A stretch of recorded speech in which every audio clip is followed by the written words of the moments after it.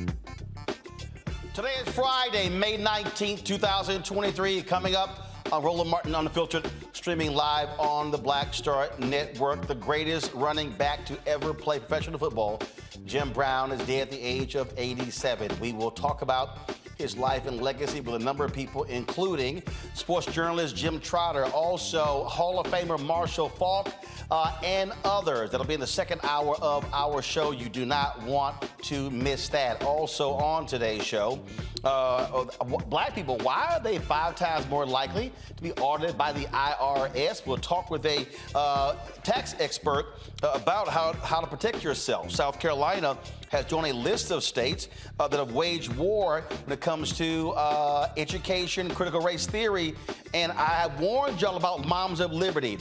And so Michael Harriot has a 4-part series on the route where he talks about what these folks are doing that's literally destroying black education in South Carolina. You don't want to miss that conversation, folks. It is time to bring the funk on Roland Martin Unfiltered on the Black Star Network. Let's go. He's got it. Whatever the miss, he's on it. Whatever it is, he's got the scoop, the fact, the find. And when it breaks, he's right on time and it's rolling. Best believe he's knowing. Putting it down from sports to news to politics. With entertainment just for kicks, he's rolling. It's on go, roll, y'all. It's Roland Martin, rolling with Roland now. He's funk, he's fresh, he's real, the best, you know he's Roland Martin now.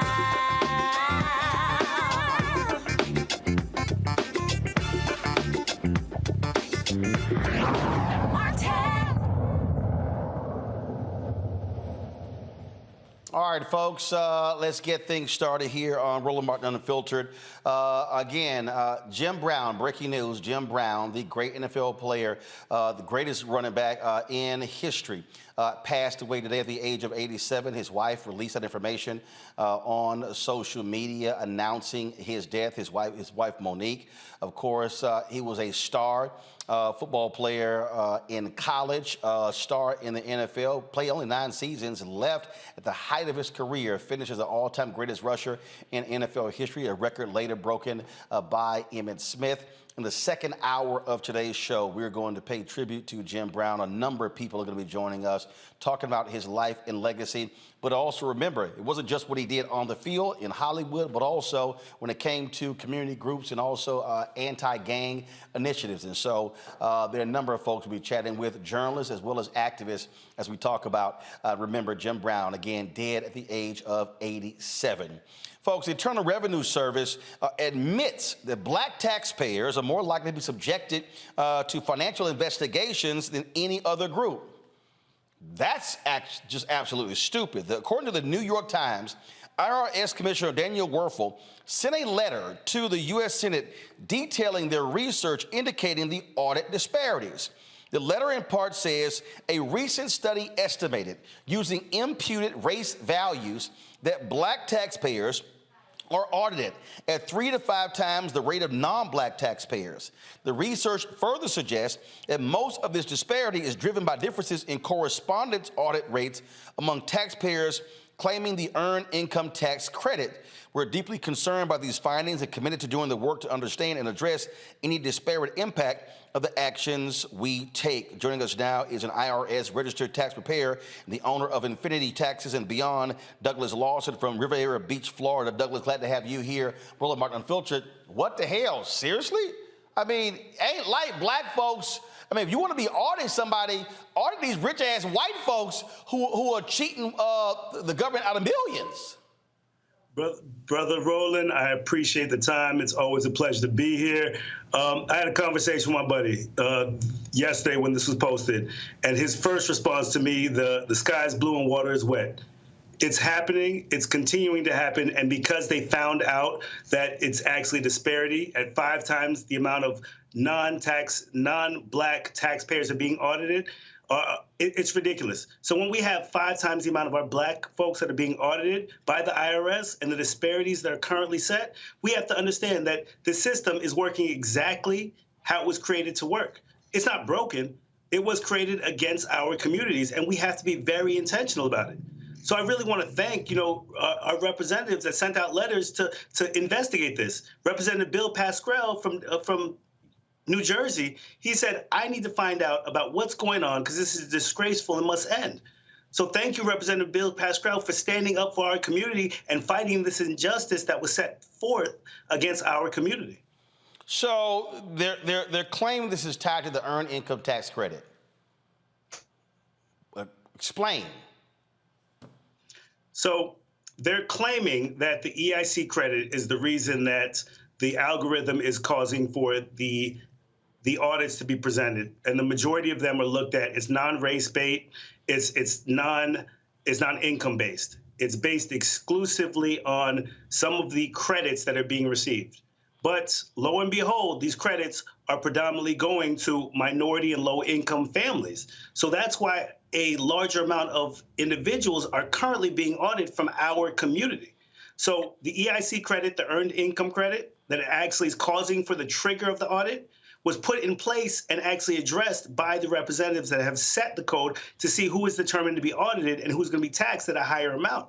So if we have to look at who's being taxed, why are they not auditing, as you said, the higher income class, the individuals, business owners, the individuals that actually have the ability to hide and shuffle funds around that created the code versus actually the ones that are just trying to make a living? So looking at this right now, we have to look at the significant wealth gap that's between white and black races. You have 26% lower income in a white household from a black household. 150% lower median net worth from a white household to a black household. Yet we're being a higher rate of audits in a black household versus a white household. There's obviously a disparity that's being done, and we have to address that immediately. So what should folks out there be doing to protect themselves? So they say that it's race blind. It's not. First of all, ain't no way in hell is 3 to 5 times more black people in this race blind. It's not. It's not. Lo and behold, they put a code in place that's going to audit more black people than they are any other race. So it's not economic neutral. It's not race neutral. It is based upon a randomization. And that's the only way that we can genuinely actually audit clients properly, that we can do the proper taxes across the board. They're taxing us at a higher rate. When you have individuals that are making more income that are paying less tax than the low and median income families, it's ridiculous because they understand the discrepancies and disparities that they have to address. They understand that they actually have tax barriers and benefits with home ownership, with business ownership. So this is not being taught to our families, but we're actually being audited at a higher rate and then actually having to pay back taxes because we're trying to take some of the credits that they've put in place for the upper class, for the individuals that create this code. Right, and that's the point that I make. It was not created for us. It was created for them. Listen, I say it all the time. I serve on the city council in my city. And the reason I started to serve this community is because I saw the systemic racism that was created. And if we don't have a seat at the table, we cannot change these laws. So it doesn't matter white, black, Hispanic, Asian. When you're at the table and you're making decisions, you have to fight for us. Again, I'm going to thank Democratic representative from New Jersey because he fought for us. He said this is disgraceful. Any individual that's sitting at the table, you have to be a decision maker. So as a tax provider, as somebody that's actually providing this code and also being a policymaker in my city, I understand that if we're not at the table, we are going to be on the menu. Well, this is absolutely crazy. But look, we know what it means to be black in America. It hasn't changed. And as my buddy said, Olu told me, water's wet, sky is blue. Nothing's changed. This is who we are, but we have to continue to fight for what is right. So random audits is what we have to truly do. Do not base it upon any code that directly disparages our community. Base it upon a randomization where 1 through 6, they're picking number 4. Whatever it takes to not address the concerns that we have that's causing for us to be segregated, causing for us to be repressed, causing for us to be put into a position where we're discriminated against. Absolutely. Douglas, we appreciate it, man. Thanks a lot. Brother Roland, I appreciate the time as always. Thank you. All right, folks. We'll be back on Roland Martin Unfiltered on the Black Star Network. Don't forget, folks, if you're watching on YouTube, hit the like button. You're commenting, hit the like button before you start commenting. Also, download our app, Black Star Network app, Apple phone, Android phone, Apple TV, Android TV, Roku, Amazon Fire TV, Xbox One, Samsung Smart TV. You can also join our Bring the Funk fan club. Your dollars make it possible for us to do what we do. So send your check and money orders to P.O. Box 57196, Washington, D.C., 20037-0196. Cash App, $RM Unfiltered. PayPal, R Martin Unfiltered. Venmo is RM Unfiltered. Zelle, Roland at RolandSMartin.com. Roland at RolandMartinUnfiltered.com. We'll be right back. Hatred on the streets, a horrific scene, a white nationalist rally that descended into deadly violence. White people are losing their damn minds. As an angry pro-Trump mob storms the U.S. Capitol, we've seen shooting. We're about to see the rise of what I call white minority resistance. We have seen white folks in this country who simply cannot tolerate black folks voting. I think what we're seeing is the inevitable result of violent denial. This is part of American history. Every time that people of color have made progress, whether real or symbolic, there has been what Carol Anderson at Emory University calls white rage as a backlash. This is the rise of the Proud Boys and the Boogaloo Boys. America, there's going to be more of this. Here's all the Proud Boys, guys. This country is getting increasingly racist in its behaviors and its attitudes because of the fear of white people. The fear that they're taking our jobs, they're taking our resources, they're taking our women. This is white fear.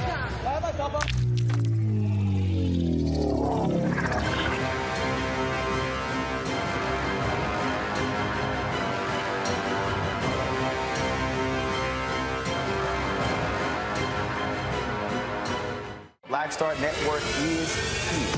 Oh, no punch! I'm real revolutionary right now. Thank you for being the voice of Black America. All momentum we have now, we have to keep this going. The video looks phenomenal. See, this difference between Black Star Network and black-owned media and something like CNN. You can't be black-owned media and be scared. It's time to be smart. Bring your eyeballs home. You dig? I'm Bill Duke. This is Diala Riddle. What's up, y'all? I'm Will Packer. I'm Chrisette Michelle. Hi, I'm Chaley Rose, and you're watching Roland Martin Unfiltered.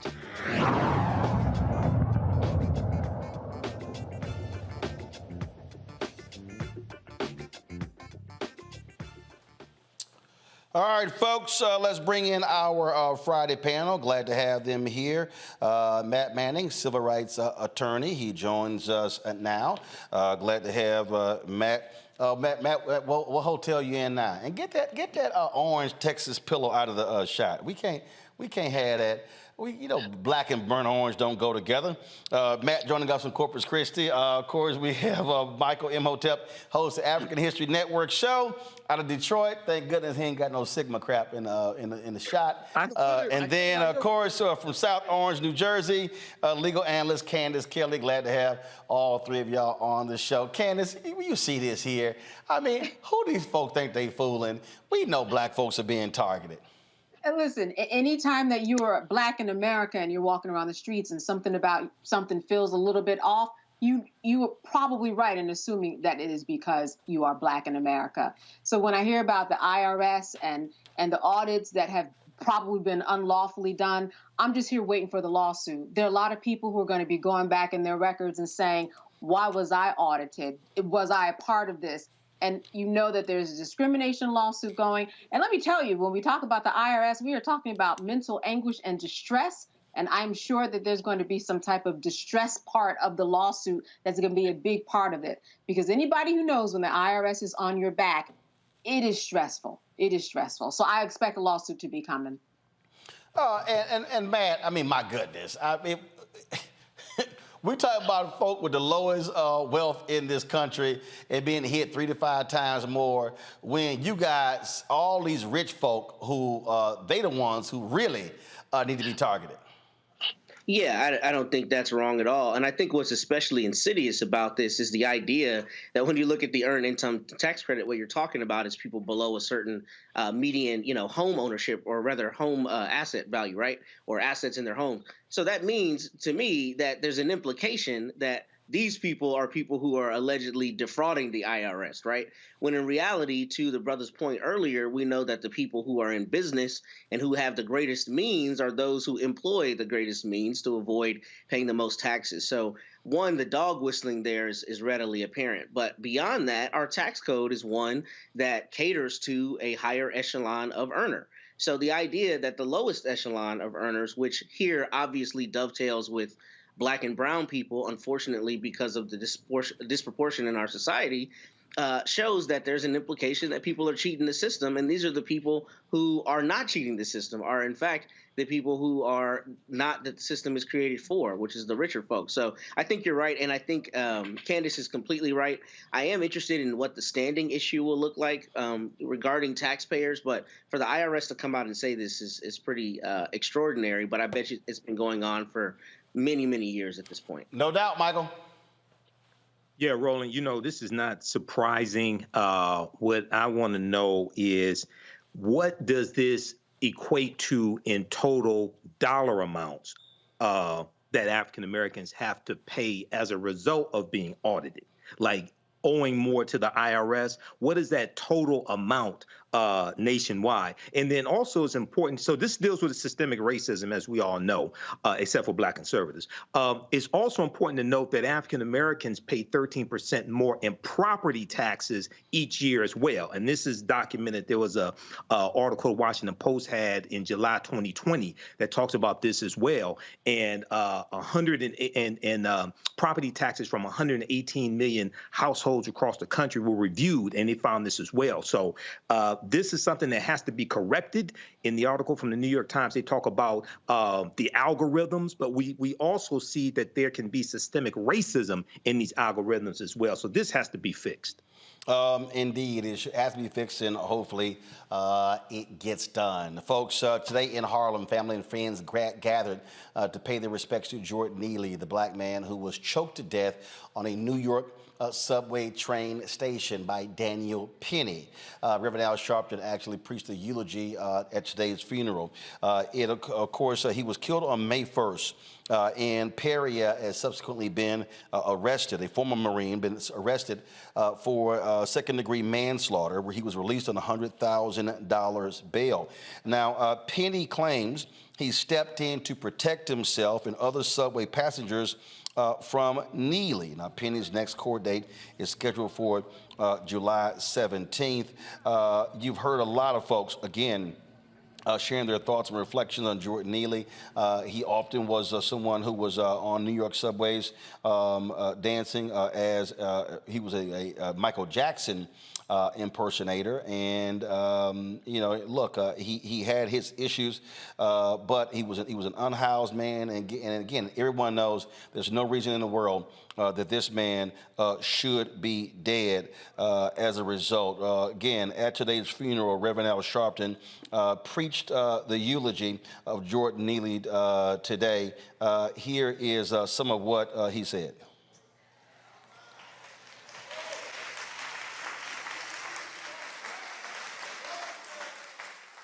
We keep criminalizing people with mental illness. People keep criminalizing people that need help. They don't need abuse, they need help. I want to know who called the order that it was all right for this man to choke this brother to death and go home and sleep in his bed. Who gave the order that it was all right to release him? We can't live in a city where you can choke me to death with no provocation, no weapon, no threat, and you go home and sleep in your bed while my family got to put me in a cemetery. There must be equal justice under the law. The sick part about it is that he'd been choked much of his life.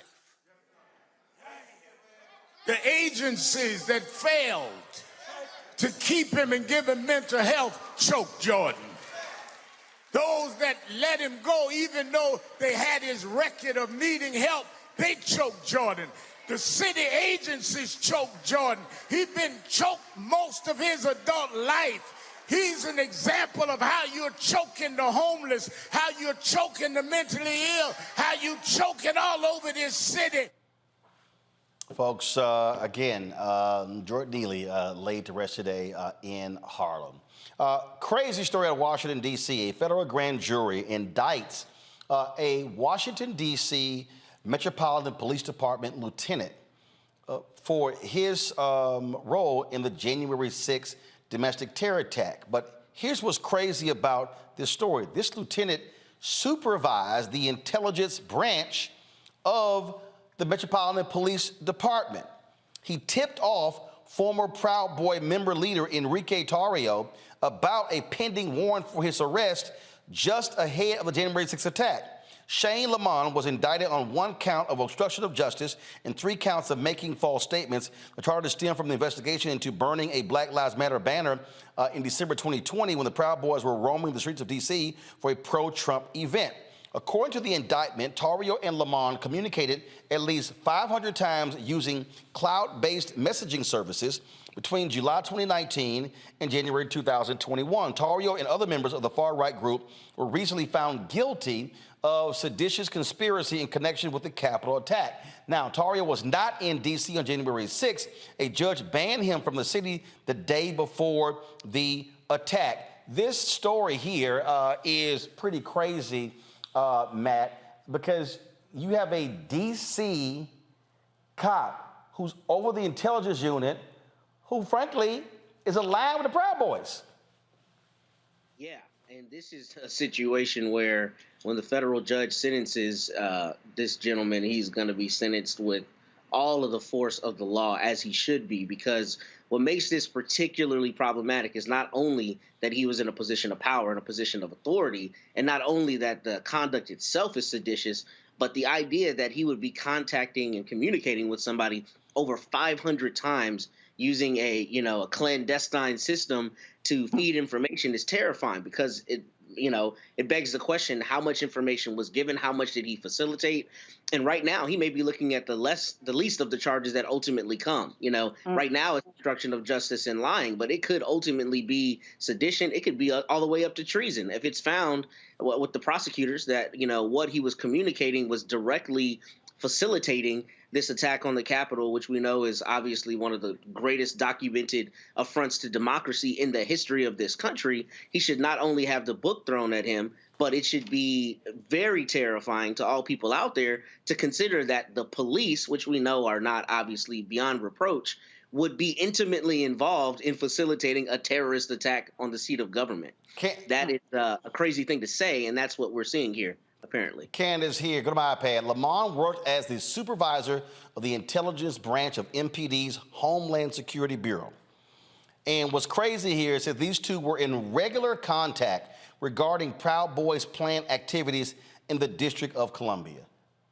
And these and all of these Republicans want us to believe that you don't have law enforcement aligned with these white supremacists. And then this guy Lamont actually told people, well, because Tarrio and others were Hispanic, they were not racist. And that's the ridiculous part about it. You have hundreds of texts filled with communication telling the Proud Boys where protesters are, people who would be against them. Now, the Proud Boys say, well, they told us that information so that we would stay away. Proud Boys are not known for going away from things that are going wrong or things that, protesters. They go to the action, and that's what was going on here, and that's why he was fired. Someone in his position, a position of power like that, someone who was supposed to be doing something opposite than what he did, this is why, as was spoken on the panel already, this is why he's going down. He is going to have the book thrown at him. It's not going to be just this. It's going to be more, because they're going to see a connecting of the dots as to the information that was given to the Proud Boys and how they disseminated themselves amongst the crowd, amongst the people, in order to carry out violent acts. If you go online right now, you will see several videos of the Proud Boys hitting other people, slamming other people down, and then the police just saying, you need to go on your way. That would never happen. If it was anybody, black, woman, or man, no one would ever get away with the police saying, I see you've hit someone and assaulted and battered someone, but now you go to walk away. So there's so much evidence that we haven't even heard about. This is just the beginning of the crack, and it's going to crack wide open, and we're going to get a lot of information, and this man is going to go down. Back to my iPad. Here's what it says here, Michael. It says, in the indictment on November 7, 2020, vote counts revealed that President Joseph R. Biden had won the 2020 presidential election, and several news organizations began reporting this fact. At 1:08 p.m. on November 7, 2020, Lamont, this is the cop, y'all, text Tario, hey, brother, sad, sad news today. You all planning anything? Tario responded, yep. At 2:10 p.m. on November 7th, using Telegram, that's an encrypted app, Lamont told Tario that need to switch to encrypted. Alerts are being sent out to LE law enforcement as social media website accounts belonging to your people are talking about mobilizing and, quote, taking back the country, getting people spun up, just giving you a heads up. At 2:14 p.m. on November 7th, 2020, using Telegram, Tario sent Lamont an audio message. At 2:16 p.m. on November 7th, using Telegram, Lamont told Tario, got your voice messages, just giving you a heads up. Please keep this between you and me. So here you have Michael, this cop, not happy that Biden is president. He's sitting here cavorting with a white supremacist member of the Proud Boys and giving them a heads up on information and saying, hey, go to the encrypted app so we can talk. Yeah, Roland. And at the same time, I'm not surprised because white supremacists have always been involved in law enforcement. OK, I know, for instance, I know people periodically will get a report that say white supremacists have infiltrated law enforcement. They haven't infiltrated anything. They've always been there. When you go study Goodman, Schwerner, and Cheney, June 21st, 1964, Philadelphia, Mississippi, killed by the Ku Klux Klan, the 3 civil rights workers. It was the sheriff who tipped off the Klan in which direction they went after he released them. And the Klan caught them right before they crossed the county line. So I'm not saying this is acceptable. We need to fight this. But this does not surprise me at all. And people like him need to be held to the full extent of the law. Indeed, indeed. All right, folks, hold tight. First of all, before I go to the break, sheriff's indicted for this took place in Georgia. We covered this story here. A Georgia grand jury has indicted 3 former law enforcement officers for beating a black inmate inside a county jail. Former Camden County Deputy Ryan Beagle and detention officers Mason Garrick and Braxton Massey are facing charges of battery, simple battery, and violations of oath by a public officer. The incident happened in September when the 3 officers were caught on video beating Jared Hobbs, who was initially hit with 10 additional charges after the incident, but those charges were dropped once the video was released. If convicted, the officers could face up to 12 months in jail. However, the violation of oath by a public officer charge is a felony with a possible punishment of 1 to 5 years in prison. So, again, glad to see that happen. Now let's see if they get convicted. All right, folks, got to go to a break. When we come back, we're going to talk about Moms for Liberty. I've been warning y'all what happens when we sit out school board elections. Michael Harriot is going to join us. He has a 4-part series with The Root where he broke down how these white, crazed, deranged, anti-CRT, white, hardcore conservatives are taking over black school districts, firing black superintendents, and they're in control of our kids' education. It is a despicable thing that's happening, not just in South Carolina, but all throughout the Southeast, folks, and they are not stopping. We'll explain next on Roland Martin Unfiltered right here on the Black Star Network. That was a pivotal time. I remember Kevin Hart telling me that. He's like, man, what you doing, man? You got to stay on stage. And I was like, yeah, well, I'm young, thinking, like, I'm good. And he was absolutely right. What show did you have at that? This was one-on-one. Got it. During that time. So you're doing one-on-one, going great. Yeah. You making money. You like. I'm like, I don't need to leave. I don't need to leave from Wednesday, Thursday to Sunday. I don't want to do that. It was just like, I'm gonna stay here. Or I didn't want to finish work Friday, fly out, go do a gig Saturday, Sunday. I was like, I don't have to do that. And I lost a little bit of that hunger that I had in New York. I would hit all the clubs, run around.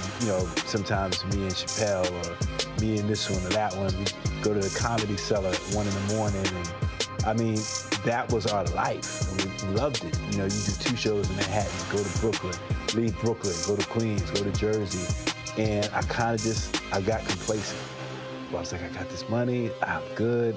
I don't need to go chase that, because that money wasn't at the same level that I was making, but what I was missing was that training. Yes. Was that. And it wasn't the money. It was the money, it was that's what I needed.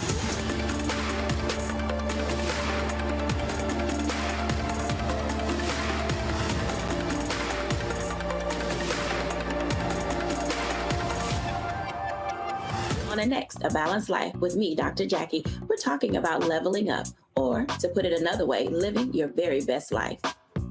How to take a bold step forward that'll rock your world. Leveling up is different for everybody. I think we fall into this trap, which often gets us stuck because we're looking at someone else's level up journey, what leveling up means to them.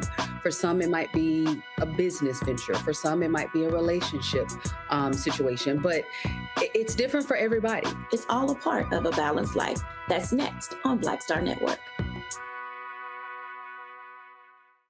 Hey, what's up, everybody? It's Godfrey, the funniest dude on the planet. And you're watching Roland Martin Unfiltered. Ow.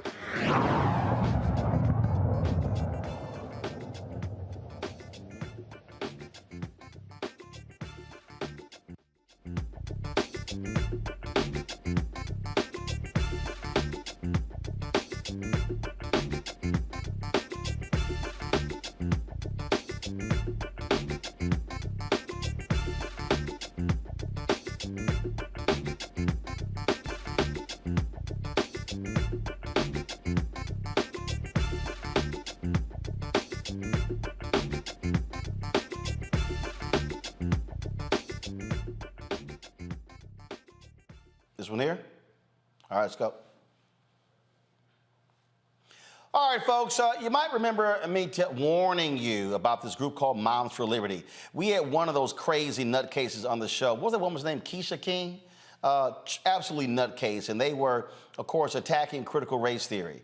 Republicans have been using CRT to of course, get folks all hyped up. And these folks are largely white. Now, you got some nutcase black folks who are part of Moms for Liberty. But we have seen the net result of what they did. What they started doing is they started running people for school boards.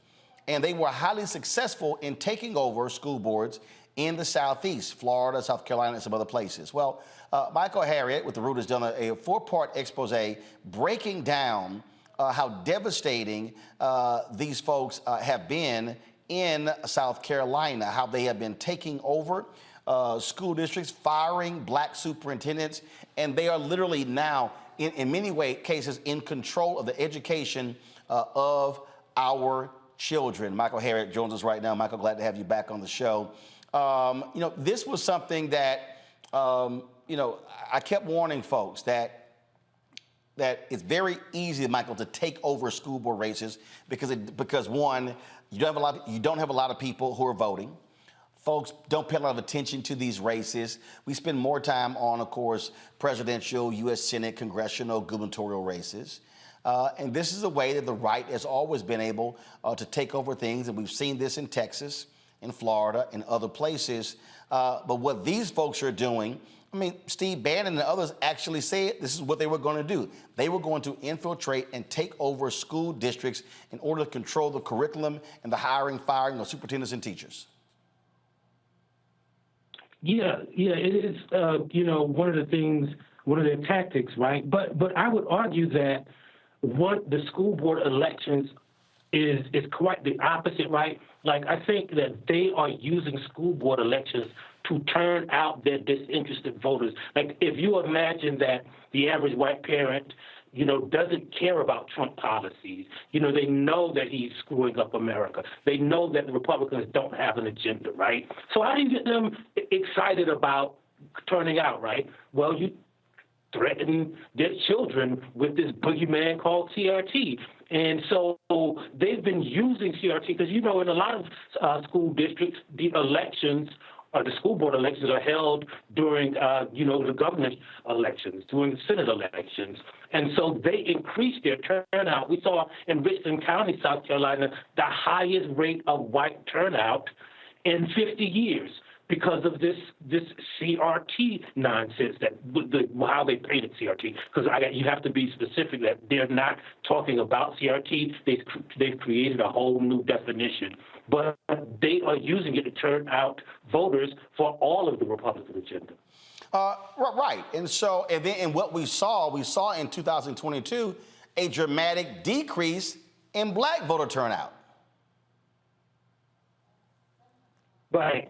We saw that because part of it was the flip side of, I think a lot of black voters got complacent after they got Trump out of office, and we didn't organize, and we just assumed that, hey, we're going to turn out like we always did, not knowing that black voter turnout is an ongoing effort and not taking into account all of the efforts that have been used to suppress black voters since Trump came into office, right? And so I think we got a little bit complacent while they were motivated by this brand new thing. They weren't concerned about the Mexican caravan anymore or immigration anymore. So they had to have something, and they coalesced around this idea of critical race theory. So, Michael, just share with people, again, how devastating it has been with these folks now in charge. Yeah, so one of the things that we did with the grill is we looked at 3 specific cases, right? So the first case was a woman named Gloria Boutte, right? She is like one of the godmothers of what we call culturally responsive teaching. And we looked at how they turned culturally responsive teaching, which has been around for 30 years, into critical race theory and used it. She was responsible for basically training every educator in the state in how to teach black children more effectively. She runs a center at the University of South Carolina, the largest university in the state, right? And so what they did is they basically made it illegal in different school districts to even hire her to teach their children how to teach their teachers how to teach black children. And remember, this is right after George Floyd was killed. So school districts were saying, well, we got to get some more African-American education, history, literature. And what these parents did is mobilize. In Richland County, South Carolina, which is 64% black, the district is majority black, the schools are majority black, but they managed to overturn and flip the school board because all they needed was 2 seats, right? And so all of the white people, which are a minority, voted for those 2 candidates. The top vote getter was a woman who won by 14.7%. So if all of the white people vote for those conservative candidates and they split the black vote amongst the other 11 people running for office, then the white people can affect elections with a small minority of voters. And as soon as they did it, they kicked out the superintendent of that district had been awarded by every educational association that year, in the past 2 years, as superintendent of the year, nationally, locally, statewide. He had a wall full of awards. They kicked him out. In Berkeley, South Carolina, Berkeley County, South Carolina, the black superintendent was the first black superintendent. He had worked for that district for 21 years. They took over the school board. They flipped the school board by changing the state law, putting all of the black school board representatives up for election, eliminating one of the districts, and again, using that small minority, they elected an all-white school board, kicked out the guy. And then what they're doing is they're paying these people huge severance packages, but you got to remember, these are majority black places, so the black people are paying for these problems to go away while the white people are doing it and reducing the education, the history, the culture of black people in the education system. Michael, hold tight 1 second. I got to go to a break. We come back. We're going to continue to have this conversation and bring in our panel as well. Folks, trust me, this is their strategy, and they want to do this in school board elections this year. And they want to do it in 2024. So don't think this is sort of a one-off. This is real. You're watching Roland Martin Unfiltered on the Black Star Network. Folks on YouTube, hit that like button, y'all. We should be way over 1,000 likes. Should be easily at 2,000 by now. Download our app. Of course, download our app, Black Star Network app. Apple phone, Android phone, Apple TV, Android TV, Roku, Amazon Fire TV, Xbox One, Samsung Smart TV. You can also, of course, support us by joining our Bring the Funk fan club. Send your dollars to money orders, check money orders, P.O. Box 57196, Washington, D.C. 20037-0196. Cash App, $RM Unfiltered. PayPal, R Martin Unfiltered. Venmo is RM Unfiltered. Zelle, Roland at RolandSMartin.com. Roland at RolandMartinUnfiltered.com. Be sure to get a copy of my book, White Fear, How the Browning of America is Making White Folks Lose Their Minds. Available bookstores nationwide, Amazon, Barnes & Noble, Target, Books A Million. Download your copy on Audible. We'll be right back.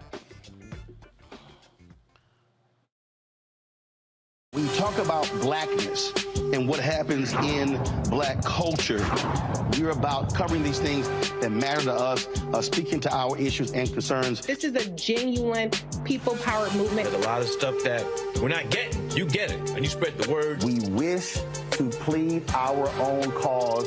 Too long have others spoken for us. We cannot tell our own story if we can't pay for it. This is about covering us. Invest in black-owned media. Your dollars matter. We don't have to keep asking them to cover our stuff. So please support us in what we do, folks. We want to hit 2,000 people, $50 this month, raise $100,000. We're behind 100,000, so we want to hit that. Y'all money makes this possible. Check some money orders. Go to P.O. Box 57196, Washington, D.C. 20037-0196. The Cash App is $RM Unfiltered. PayPal is R Martin Unfiltered. Venmo is RM Unfiltered. Zelle is Roland at RolandSMartin.com. Next, right here on The Frequency, the woman they call the Gifted Eye, hip-hop celebrity photographer Coy Soldier. She's the master storyteller that captured the history of hip-hop through the lens of her camera. Tupac comes out, the next thing you know, you didn't know who they were at first. You just seen all these dudes just come rushing the stage. Then you realize Biggie gets a bottle of champagne, he pops it open, sprays it on the crowd, he drinks the bottle. Coy Soldier, the hip-hop celebrity photographer, joining me right here on the next episode of The Frequency on the Black Star Network. What's up, what's up? I'm Dr. Ricky Dillard, the choir master. Hey, yo, Peace World, what's going on? It's the Love King of R&B, Raheem Devon, and you're watching Roland Martin Unfiltered.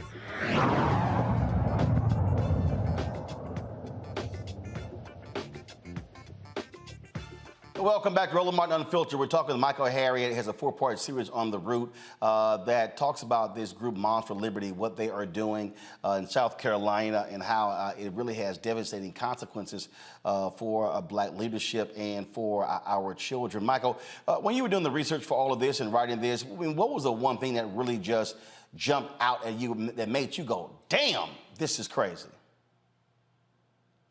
Well, the most interesting part of it to me is that, like, you have a woman like Gloria Boutte, who's literally been on every continent teaching how to teach minority children. You have Baron Davis, who's won every award. You have Deion Jackson, who has a doctorate, who's been in that school district for 21 years.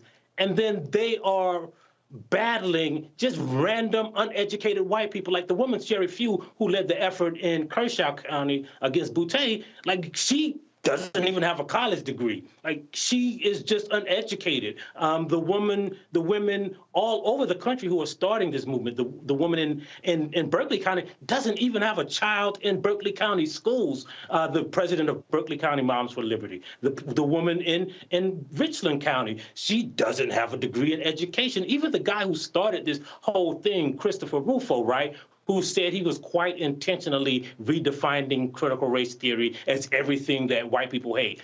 he doesn't have any education experience or training in education. And that's the crazy thing. Like, you have like the most excellent black people going up against white people who just believe things, who've never studied critical race theory, who've never studied education, who've never even studied, who don't even have a tie to the education system in their district.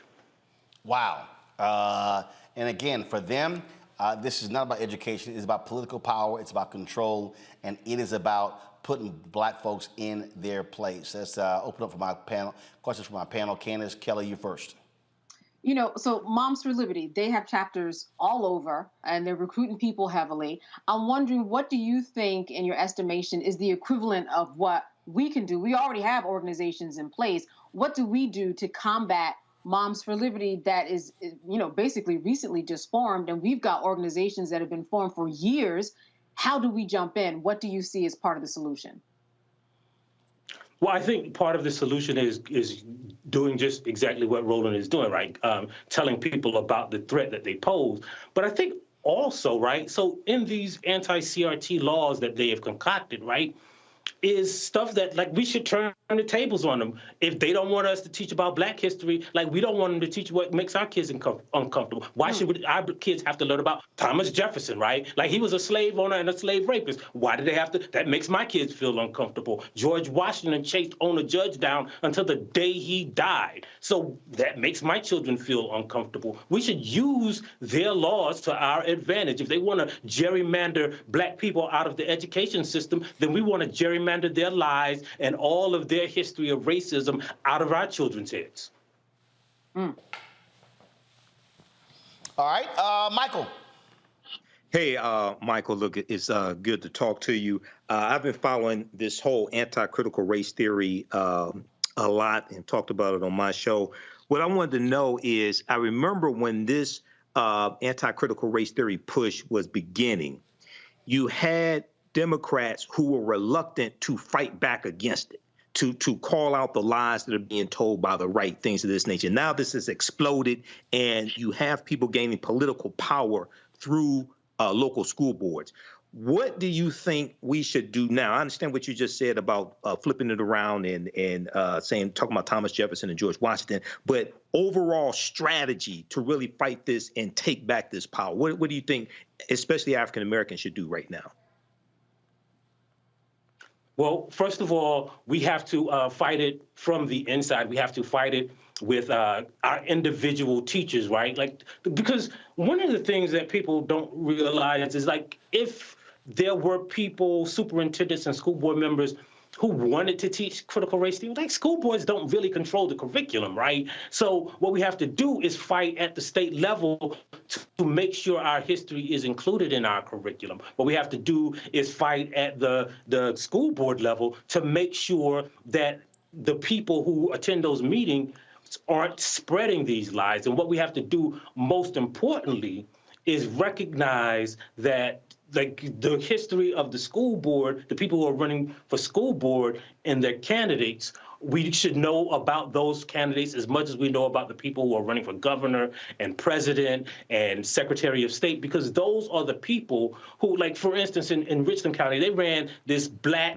conservative, right? So they got some white people, all the white people to vote for her, but a few black people saw, ooh, there's Lakeisha up here, so we're gonna vote for her, not knowing that she was endorsed. Looks like we lost Michael's feed there. So if y'all can get Michael back, so we can finish the interview. I mean, the thing here, Michael, Candace, and Matt, is, again, these people are organized, they're mobilized. There's a very clear and specific strategy. And what they've done is they've caught folks slipping, Matt, in areas that people don't pay attention to. And I've spent a lot of time over the years, not just Roland Martin Unfiltered, but when I was at TV one time during a morning show, saying, folks, do not fall asleep on these school board races. Yeah, I think you're exactly right. And not only that, what they're doing is leveraging, nebulous terms like liberty and freedom to galvanize support among people who are also not going to apply the critical thought to see what is in fact being protested. That's what makes this so much more dangerous. Is not only that you're attacking down ballot races that people don't know as much information about and therefore are not as invested in, but beyond that, people, see freedom, they see liberty, they see, words of these nature, and may be behind something that they wouldn't ultimately be behind if they thought more critically about it. And I think, this conversation is so crucially important because we've talked about it on this show ad nauseum. Most people have no idea what critical race theory actually is. They leverage the dog whistle because they hear the word race and think, oh, I don't want my kids being taught all this black stuff that makes me feel bad to be a white person. That's ultimately what it comes from. And that problem, if you don't have it countered with people who are running actively, of our people, who are running actively for the school boards, then you get them stacked with people who not only have no education, but have no real desire to imbue the kids with the actual truth. We're going to have generations of people who have no idea what their actual history is because their teachers are prevented from being taught it because some angry mom thinks that it's, comports with liberty to keep that from her children. So that's the problem to me, is the reverberation effects. And what you're dealing here, Michael, is real simple. And that is, it is about power and control. Absolutely. That's what I was going to say. That's one of my notes, Roland. We have to stop telling African Americans to vote for exercise. You don't vote to exercise your right to vote. You vote for power. This is about power acquisition. And what Stephen K. Bannon and others have taught these white conservatives is that the road to political power in America is through local school boards. And what happened was they tapped into the frustration that a lot of these white people had with COVID-19 restrictions, where their children having to wear masks in school, things of this nature. They went from that to this creating this boogeyman of critical race theory that, as Matt and others have said, most of these conservatives can't define what it is. And then what Christopher Rufo said was, he said they were going to take everything that caused discomfort among white people, put it under this umbrella of critical race theory. Okay, so if you read something in the newspapers that you didn't like or thought was crazy, you say, oh, that's critical race theory.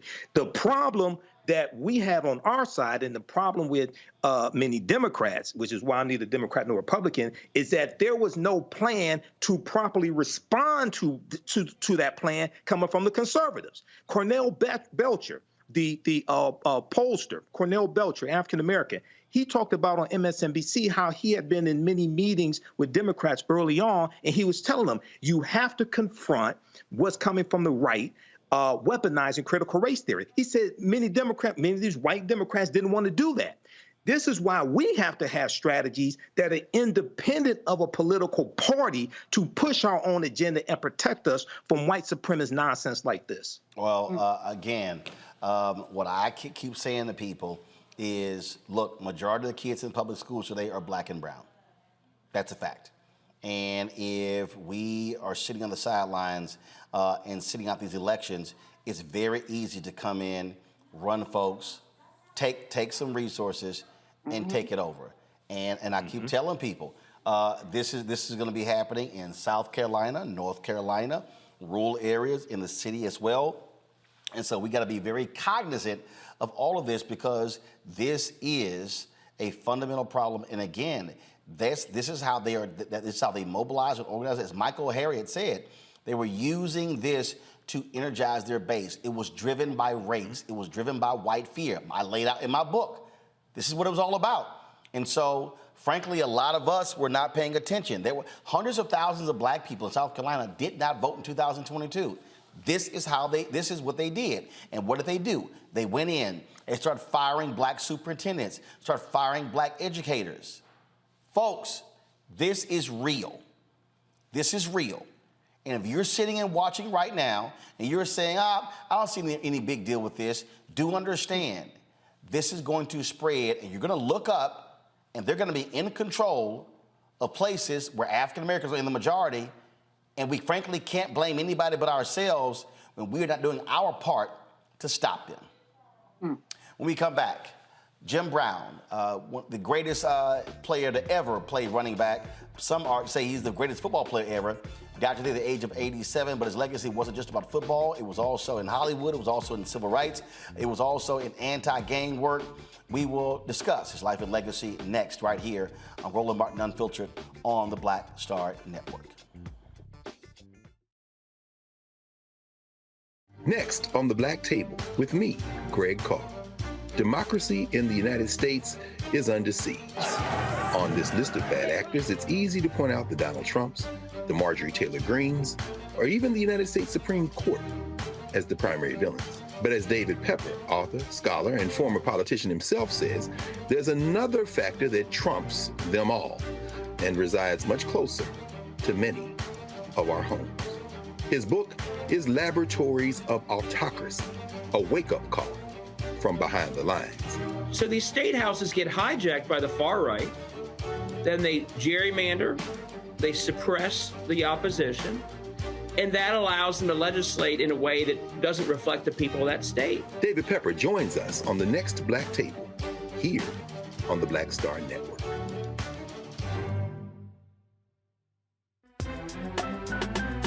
I'm Faraji Muhammad, live from LA. And this is The Culture. The Culture is a two-way conversation. You and me. We talk about the stories, politics, the good, the bad, and the downright ugly. So join our community every day at 3 p.m. Eastern and let your voice be heard. Hey, we're all in this together. So let's talk about it and see what kind of trouble we can get into. It's The Culture. Weekdays at 3, only on the Black Star Network.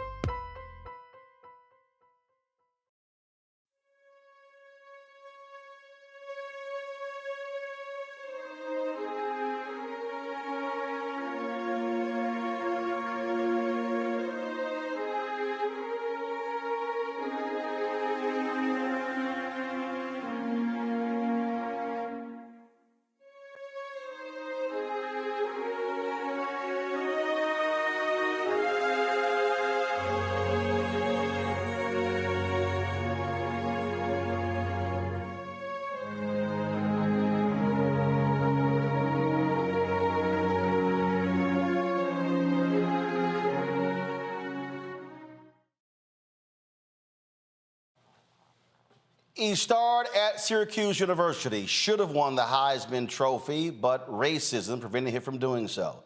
Jim Brown goes to the NFL, becomes a 3-time MVP, was a 1964 NFL champion, 9-time Pro Bowler, 8-time first-team All-Pro, elected to the Pro Football Hall of Fame class in 1971, named to the NFL 100 all-time team. He is considered the greatest running back to ever play the game. Folks, he played 9 seasons, retired at the top of his game, finished as the NFL career rushing leader, a record that was later broken by Emmitt Smith.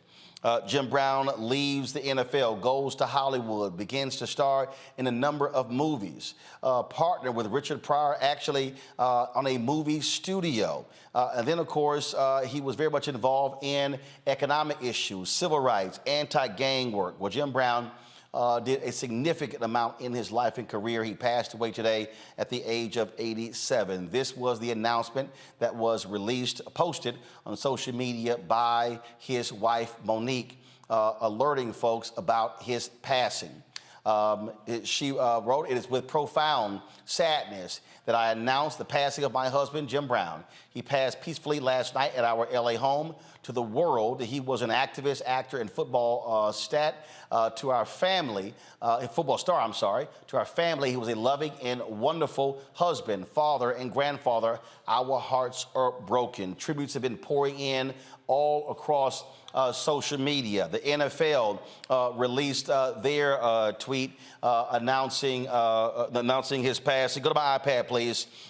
This is, of course, what they posted here, announcing all of his stats. This is a video they also posted of Jim Brown playing. Again, he had everything. He could run, he could catch, he could block. He was fast and he was strong. He was an incredible athlete and someone who, again, every running back in NFL history is measured by. When they talk about running backs, he is simply the gold standard in professional football. But the thing about it, he wasn't just a football player. He also was a lover of lacrosse in many ways. Paul Robeson, who also was a star athlete, he also loved lacrosse as well. And Jim Brown actually once said that he would rather play lacrosse for 6 days and play football on his 7th day. This right here is Jim Brown. This is from the Premier Lacrosse League. Jim Brown talking about lacrosse. Who respected it and loved it.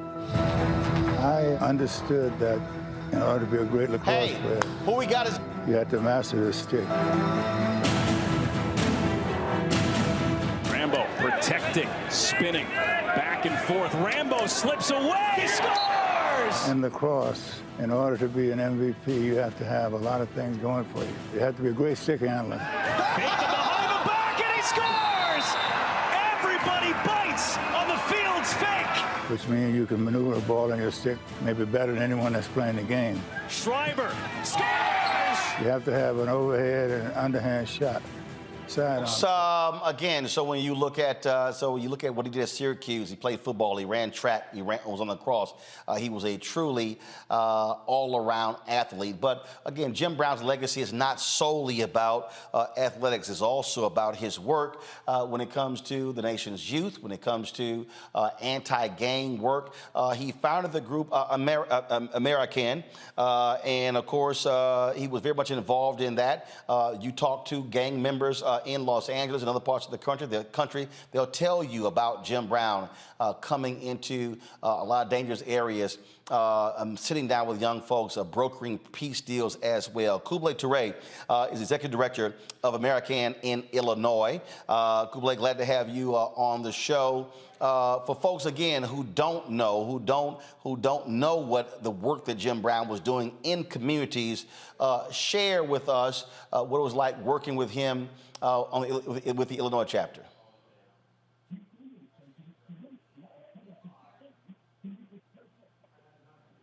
All right, Toure, are you there? All right, are you there? Can you hear me?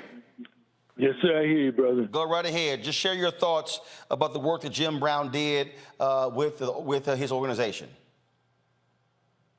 Jim Brown program, brother, started here in Chicago after the death of my son got killed in 1991. And at that time, I was on a mission. But Jim came in town, and he brought the American program. He sit me down and explained to me about the American program. The young brother, the leader of the gang that killed my son, because of brother Jim Brown. Met with that young brother, man, and let him know that I was going to kill him because he was the leader of the gang that killed my son. But Jim Brown told me, he said, brother, he's a Kublai. He said, listen. He said, we all make mistakes, man. He said, that's a young brother needs some leadership. And the problem that we have, that a lot of brothers out here don't take time out, you should help some of these young guys. He said, now, if you help them, you can help the American program, because that's what it's all about. And that worked with that young brother right today, Martin. The work of the American in Chicago is deep, but we never got no kind of help other than from Brother Jim Brown. And the program was self-sufficient. But, and that's one reason I never reached out to Jim for no help. One of the things again, people don't know, just the number of times he mediated disputes between gangs. Roland, very, very valid point. because of Jim, when he came in this city, he would get with me, and there would be a lot of hot issues flying up, and Jim would go in those areas with me and sit down and talk with them brothers, man. What a lot of people don't understand also, Roland, is this. Stateville Penitentiary. Jim Brown and I went to Stateville Penitentiary, talked to a lot of brothers behind the walls. A lot of them guys had a lot of influence out here on the street. And because we talked to a lot of them guys, you know, he was able to relate to him about the American program. And when a lot of them guys got out, I ran the American program in Chicago. And in Chicago, we said, educate before you agitate. Communicate and participate is a process. In the national level, it said, in a decision-making process, eliminate your negative and establish the facts, then choose your best option. The bottom line, Martin, is that the work that we put in, that Jim put in, is unspeakable, brother. For the last 30 years, I've been with that brother, man. And I went through all kinds of things. We've been all kind of problems here in Chicago. And do you know I can't get no help? I can back up everything. We initiated the Game Truth. So many, put out so many little fires. But here's the other thing, Martin. When I became a fireman, my son got killed. But I initiated the Game Truth because of Jim. From that point on, brother, I've been working in these streets. And Jim always had my back. And just recently, the other day when I called you, I was going to send you information about the black firefighters and this American program working in the streets. You know, right now, brother, after 30 years, I got a young brother that teach boxing over at the Robert Taylor Park named Jeff Mason, former gangster disciple. For 30 years, that brother, I've been working that program. I got another young brother, the Vice Lord, Coach Charles Rice on the West Side Lindale Eagle football team. For 30 years, brother, these programs, I've been working through the American program. So we've been doing the work, brother, but don't nobody want to give us our props. You know, as a black man, it's hard for a black man to be himself, because if you can't be yourself, then other people want to buy you off. You know, so I'm not with all that. Jim wasn't with all that, but I learned a lot from Brother Jim. He was my mentor, and he was my big brother, man, and I love that man. Kublai Ture, we appreciate you sharing your reflections of Jim Brown. For folks, if they want to support your organization, where do they go? Is there a website they can go to? Yeah, no, right now I don't have a website. They can always reach me by my phone number. I have no problem with it. Area code 773-443-7809. And they write, and it's American, Illinois. All right, just repeat the phone number one more time. 773-443-7809. All right. Martin, let me say, may Allah bless you and your family, brother. And I'm praying that He have mercy on my big brother's soul, man. I appreciate it. Thank you so very much. Thank you, sir. Thank you. I'll start with you, Michael, and that is, you know, when we talk about, you listen to Kublai there are very few people who, when they walked into the room, they demanded a level of respect. Jim Brown was one of those guys. He seemed like you never ever saw Jim Brown smile, but he had the demeanor that could demand that level of respect from some of the toughest cats you can ever think of. Yeah, I think he did. I never met Jim Brown, but I think that's correct. There was an interview he did with the Washington Post in 1979 where he talked about it being very difficult for white America to understand that if you are part of football's elite, why you're not satisfied with the recognition and the money. he wanted all of his rights as an American citizen. I remember growing up. So I was born in '71. So he retired from the NFL in '65. Probably my earliest memories of Jim Brown was seeing the movie The Dirty Dozen and watching it on TV. Okay, he was in the movie The Dirty Dozen. I remember he was in the movie Riot as well. Then I saw the blaxploitation movies, Three the Hard Way, one of my favorite movies. Okay, Three the Hard Way with probably the first black martial arts star, which was Jim Kelly. Okay, they were in that movie together. He's in the Slaughter movies as well. Then in the 1990s, he's in the movie The Original Gangsters, which reintroduces these what were termed in Ebony magazine blaxploitation stars, reintroduces them to another generation. Okay, and then you have the work that he did, the anti-gang violence work. I remember watching on CNN, like when the Rodney King verdict happened and the rebellion that took place after that, and Jim Brown talking about the work he was doing with Mary Khan as well. And lastly, Roland, in the past couple of years, there's a movie that Regina King directed called One Night in Miami, which is a fantastic movie which deals with the fictional account of the night of February 25th, 1964, after Cassius Clay defeats Sonny Liston. And it's a fictitious account of a party that Malcolm X had back at his hotel room with Jim Brown, Cassius Clay, Muhammad Ali, and Sam Cooke. It's a fantastic movie. So, we really need to study Jim Brown. There may be some things that we disagree with here and there. The picture that you're showing right there is the Cleveland Summit, 1967, after Muhammad Ali is stripped of his title as well, and you have these African-American athletes. You have Lou Alcindor, before his Kareem Abdul-Jabbar, I think it was Lou Alcindor. You have Bill Russell, et cetera. Many of them are there for different reasons, but it's important for us to study these African-American men. All right, hold tight 1 second. I got to go to a break. And of course, in that photo, you saw Jim Brown and Bill Russell. We lost Bill Russell earlier this year. Reverend Jesse Jackson Sr. alluded to that. I'll read his statement when we come back. Folks, you're watching Roland Martin Unfiltered as we pay tribute to the legendary Jim Brown, who died last night at the age of 87. You're watching the Black Star Network.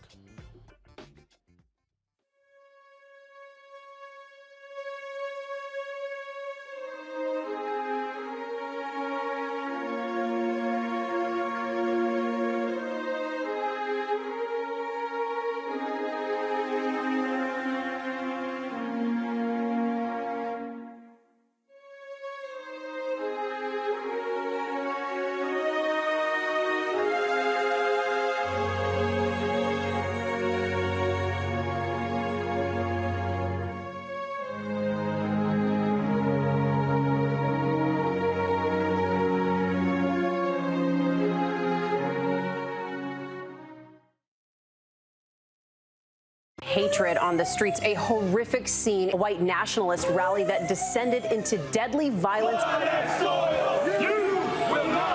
White people are losing their damn minds. As an angry pro-Trump mob storms the U.S. Capitol, we're about to see the rise of what I call white minority resistance.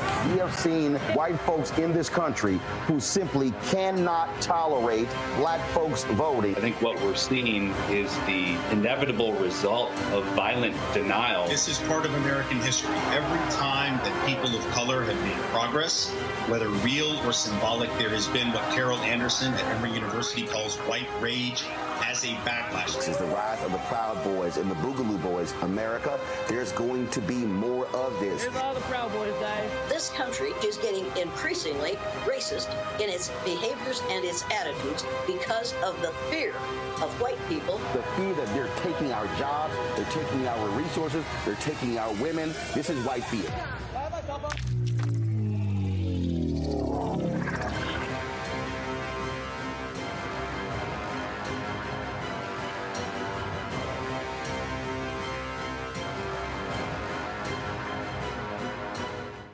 Black Star Network is here. Oh, no punch! I'm real revolutionary right now.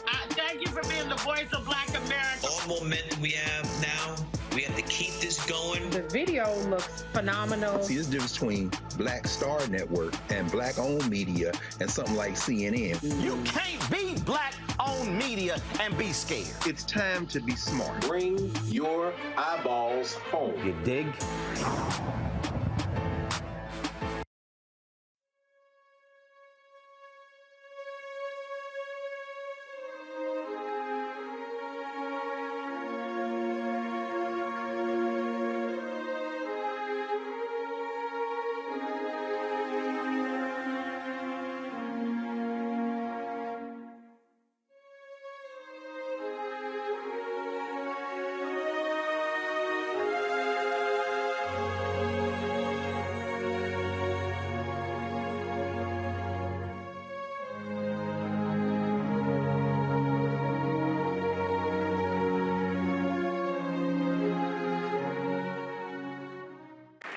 And it's truly because of his greatness that the NFL has decided to rename the award given to the league leading rusher. And Barry and I are honored that that award will be given out tonight in honor of Jim Brown. No question about it. No question.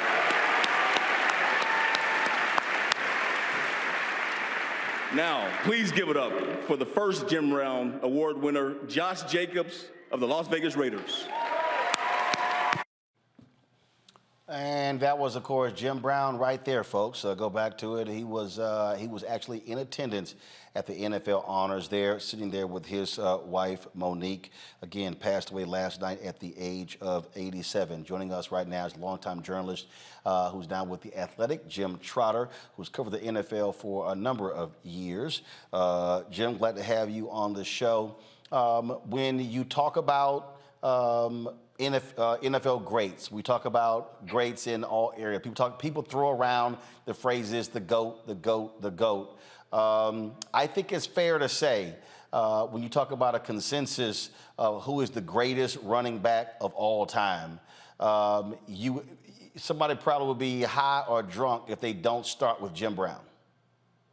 Roland, I go one step further. I've always called Jim Brown the greatest football player, period, that I know of. Now, I was too young to see him play live, but in studying him and studying what he accomplished, those sorts of things, 8 rushing titles in 9 years, 9 Pro Bowls in 9 years, 3 league MVPs, the only non-quarterback to ever win 3 MVPs in NFL history.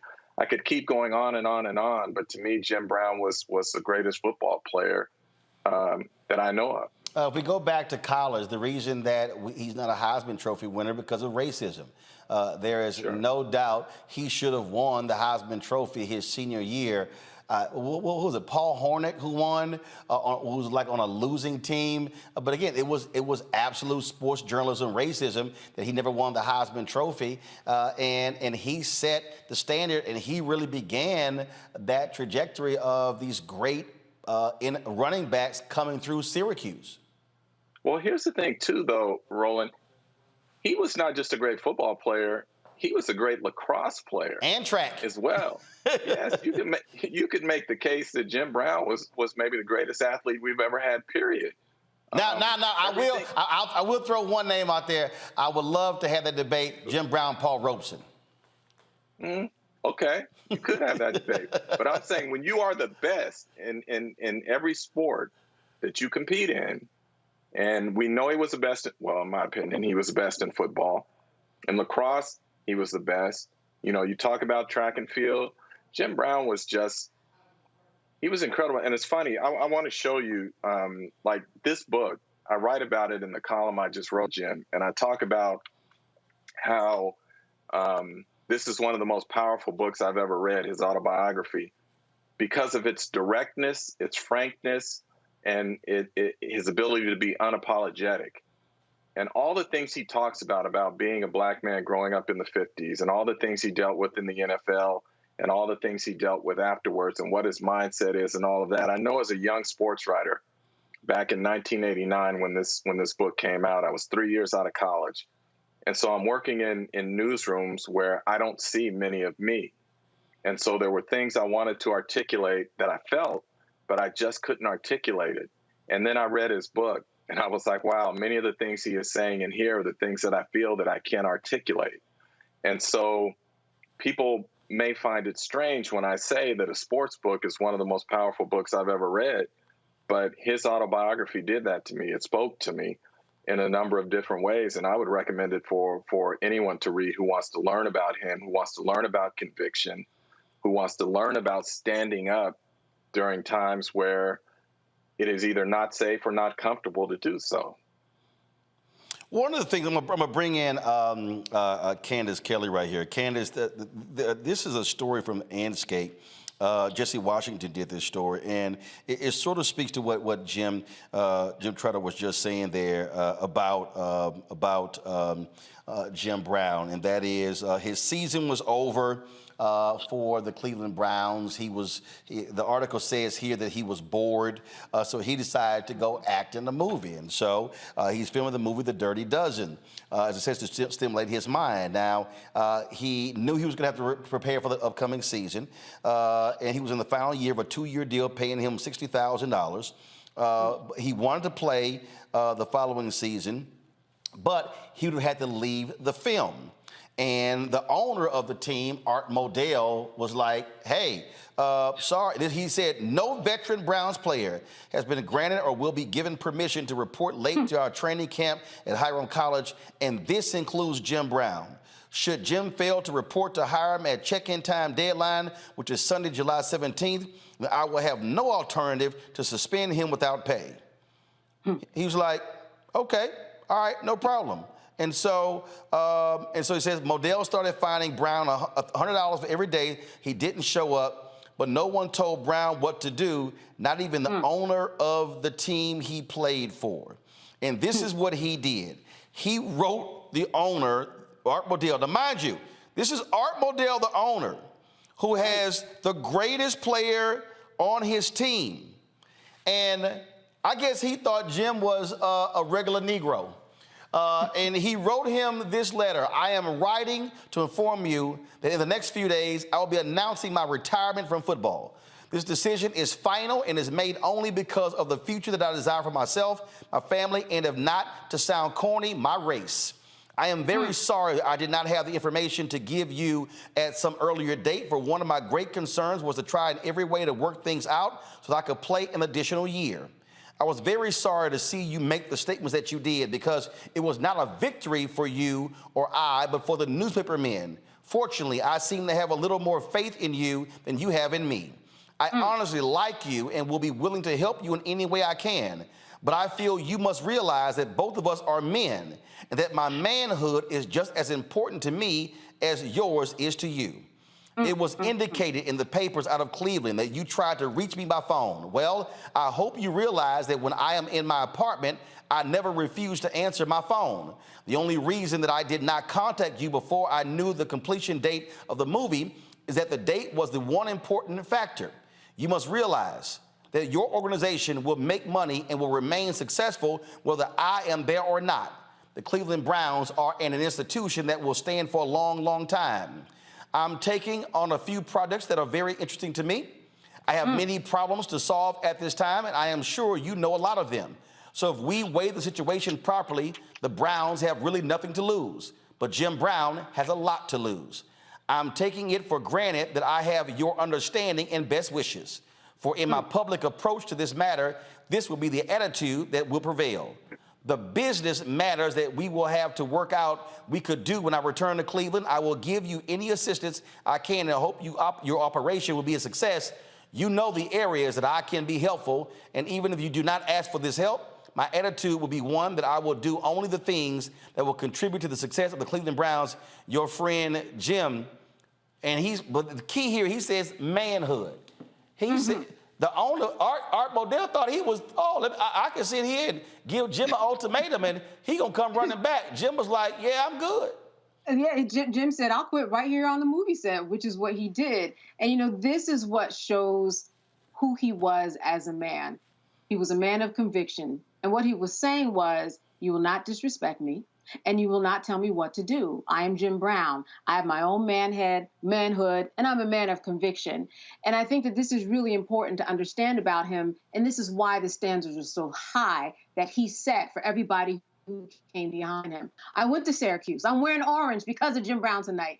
And, you know, when you go there, you know about Jim Brown. If you didn't know about him before you went there, you knew about him once you got there, because he's the person that set the standard. You know, when he played lacrosse, they changed the rules because he was so good. They changed the rules.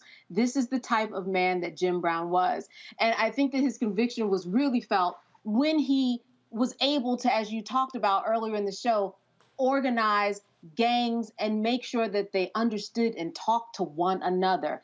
That takes a lot. That takes a lot of psychological effort, too. And that's also something that he was known about, and they talked about while I was at Syracuse University, that he used psychology on the playing field in order to get into people's minds, in order to show people that he was in control. And he used those same tactics in order to manage people around him. And that's what people know who he is and who he is about. Managing people, organizing them, making them see eye to eye. So people know him for so many things as this revered sports player in so many sports. He was the first person actually to call boxing, in terms of an African-American, to sit there and do play-by-play and talk about boxing. And he did so many other things. He's going to be remembered for so many things, but mostly he's going to be remembered because of letters like that you just read, because this was a man of conviction, Roland. Jim, I love what he told Sports Illustrated on the set of the Dirty Dozen. He said, I could have played longer. I wanted to play this year, but it was impossible. We're running behind scheduled shooting here. For one thing, I want more mental stimulation than I would have playing football. I want to have a hand in the struggle that is taking place in our country, and I have the opportunity to do that now. I might not a year from now. And later this, he said, I quit with regret, but not sorrow. No, one of the things he says in his book, too, Roland, is he says that he was always thinking about life after football. And he said, for many athletes, there's a sharp decline because you leave all that adulation and you go to where now you're just a guy in many instances. And so for him, he said acting was a way to soften that landing spot in terms of him coming down. But I wanted to read something else to you out of this book when we're talking about a man of conviction. And I'll do it real quick here. He says, I've heard it a lot over the years. Paul Brown and other coaches didn't like this about my attitude, didn't like that. But they loved the damn performance.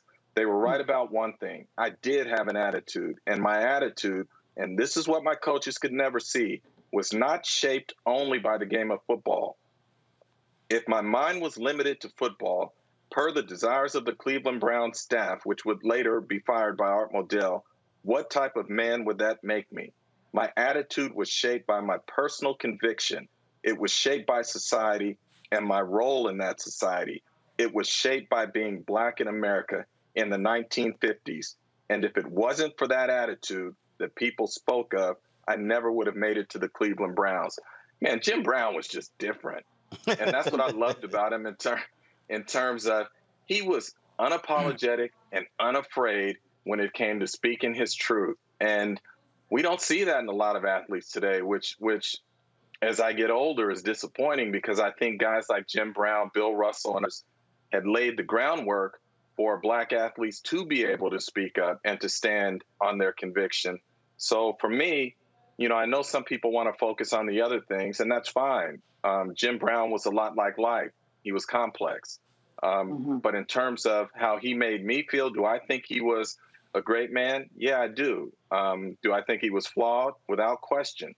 But Jim Brown, to me, provided some purpose in terms of understanding who I was and how I wanted to carry myself in terms of addressing certain things in certain situations. Indeed. Hold tight 1 second. Got to go to a break. We come back. Marshall Faulk, Hall of Famer, will join us. Terrell Owens will join us as well. Also, we'll be talking with Ricky, another Hall of Famer, Ricky Jackson. Also, share some social media posts of various folks like Eric Dickerson, Emmett Smith, Barry Sanders, and others as they remember Jim Brown, who passed away at the age of 87. We'll be right back on the Black Star Network.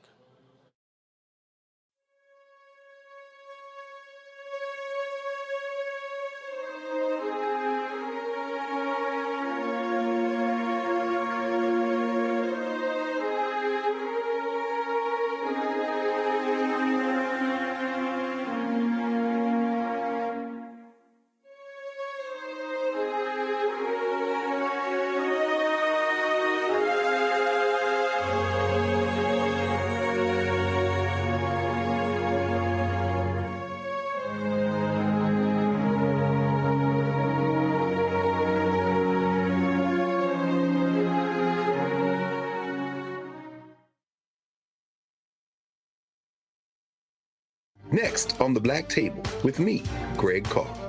Democracy in the United States is under siege.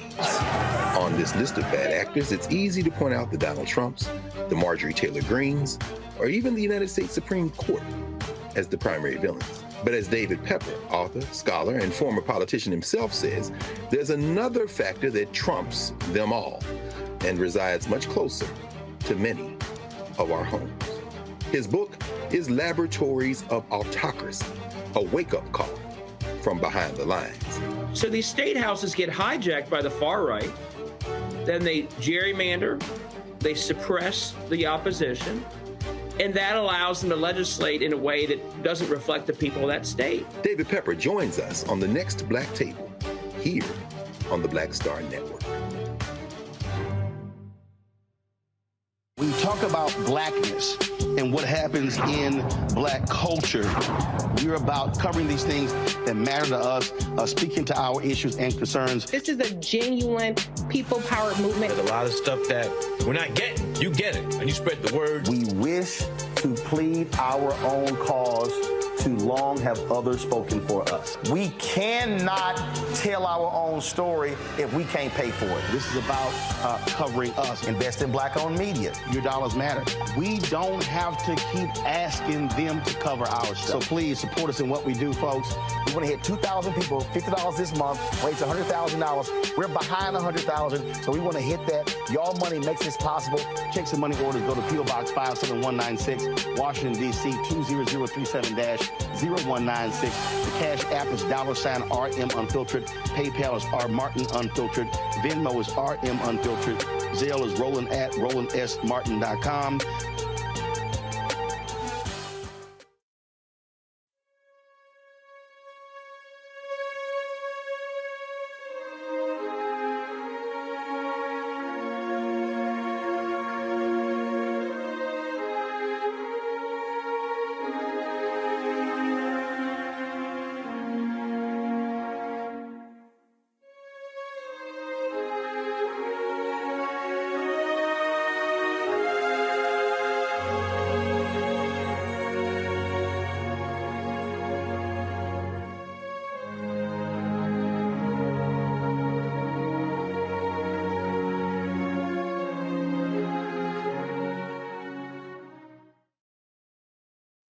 This here was a tweet Eric Dickerson sent out, another Hall of Fame running back. I just landed from my flight and saw all the text messages. Jim was not just a great football player, but an even greater human being. We need more people like Jim Brown. He'll forever be the standard of how the great running backs are measured in our game. Till we meet again, my friend. Folks, last year we were at the 80th birthday party for Richard Roundtree, and it was, of course, a great time had there. Jim Brown showed up and paid his respects there, and so we'll show you that in a little bit. But right now, we're joined by another Hall of Famer, Terrell Owens. We're setting up his shot and getting his audio straight. He'll join us in just a second. It was, I guess 3 or 4 years ago, maybe even longer. I actually did an interview with T.O. and Jim Brown at Jim Brown's home in Los Angeles. I am trying to get hold of a copy of that from the producer, Stacey Dillon. We'll try to stream that over the weekend or on Monday. It was a great conversation we had it was separate interviews I did with T.O. and then I did one with Jim Brown. It took place again at Jim's home there in Hollywood Hills. And so, do we have T.O.? Is he ready? Okay, all right, so we're trying to get Terrell's audio straight as we speak, and so we're doing that. Let me pull up what Emmett Smith posted about Jim Brown. He posted this here. My heart aches at this very moment after hearing of the passing of Jim Brown. He is and was a true legend in sports and in the community, using his platform to help others. Thanks, King. This here is a photo of Emmett Smith as Barry Sanders, two of the greatest running backs ever, as they take a photo there with the greatest himself, Jim Brown. And of course, that was there. And so Barry Sanders also was tweeting as well. I want to pull up before I go to TO. I want to share with you what Barry Sanders posted. He said, you can't underestimate the impact Jim Brown had on the NFL. He will be greatly missed. Additionally, his generosity and friendship with my family is a gift that we will always treasure. Our thoughts and prayers are with the Brown family and Brown fans at this time. And again, this is a photo there of Emmitt Smith, Jim Brown, and Barry Sanders. Joining us right now is Hall of Famer Terrell Owens. T.O., glad to have you on the show. It was a few years ago. We were at Jim Brown's house. Terrell. Yep. I got you, T.O. Can you hear me? T.O., can you hear me? I hear you. All right. So it was a few years ago. We were at Jim Brown's house when I sat down and interviewed you and Jim. Just share with folks your relationship with Jim Brown. Oh, man, I think when you think about just football in general and just what he's meant to the black community, there's not enough to be said. And you just think about the impact, just the culture, the black community. He's done so many great things, and he's been a pillar for the success of so many, athletes that look like me. So for me, just to be in his presence, to be there with his wife, is definitely one of those moments I'll never forget. And I was, like I said, you were there. For me, just to lose someone like this, this is an icon. This is a great one that we've lost. And I think LeBron said it best. I think if you're a person of color, especially an athlete, and don't know who he is, this is definitely a moment to go and research and understand what Jim Brown has meant to many just people of color and just many of athletes across the country. Yeah, you play wide receiver, but with the running backs, they really revered him in a different way as well. This is Jerome Bettis. I was texting Jerome earlier. He was actually at a benefit for Reggie McKenzie. He tweeted, "Today we lost a true legend. May Jim Brown, my Pro Football Hall of Fame brother, rest in peace and power." This is Bettis and Jim Brown right here.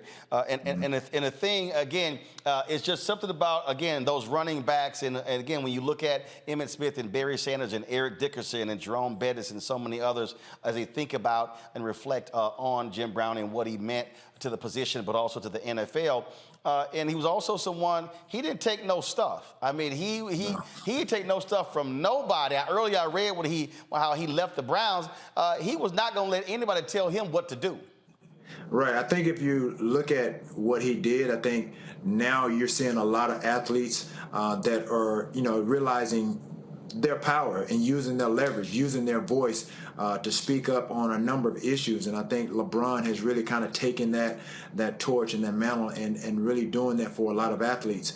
A lot of people have even said that I was, when I played, I was one of those guys. I didn't really take a lot of stuff either. I was very outspoken, and that was often kind of misconstrued as being arrogant and cocky. But for me, again, I knew my worth. And I think I was reading something earlier when all this happened, and I came across an interview that Jim Brown had done with Sports Illustrated in 2002. And I hope a lot of athletes would really listen to and really just take note to what he said. In this article, he goes on to say that there are beneficiaries of our struggle, Brown said about modern black athletes in this interview. He said, but they don't recognize that because they're inundated with agents, managers, lawyers, and team owners who don't want them to do anything but play ball and hopefully keep themselves out of trouble and just be physical freaks of nature with no awareness of decision-making power. And that's honestly where we are right now. You think about the National Football League. This is the only sport that honestly has a lot of wear and tear on our body that doesn't have guaranteed contracts. These athletes have to understand how much leverage and how much power that they have to get those guaranteed contracts if they truly want them. And again, NFL is made up of 70+% black and brown athletes. If they want these guaranteed contracts that obviously some of these other sports are garnering, they have to understand their leverage. They have to understand their power. And this is what Jim Brown was alluding to. And this has been going on for many, many years.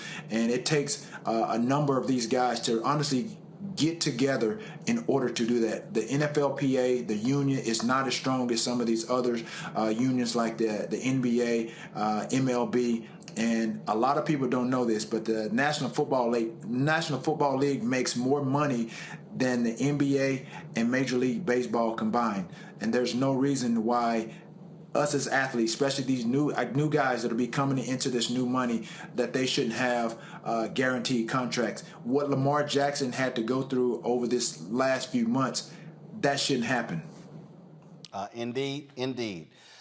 T.O., we appreciate you, Joe, and taking some time, man, to share your thoughts and reflections about the passing of Jim Brown. Thanks a bunch.